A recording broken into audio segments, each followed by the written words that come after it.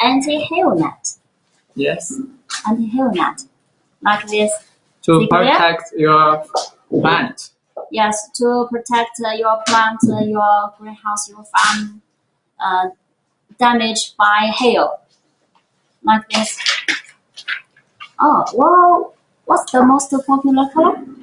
White color. Yes, the white color is very popular. Yes, white color, yellow edge also are okay. Yes. What's the popular size of this net? The popular size is 2 by 50, 4 by 50, 6 by 50, 6 by 100 is also okay. We are factory, don't worry about the size, the weight. Yes. You can produce as your request. This net is UV protected, so though you use it in outside, it can be used in many years. Yes. Very, very strong. You can see. Yes, you can see that. And this product is very, very popular in Amman market. Yes.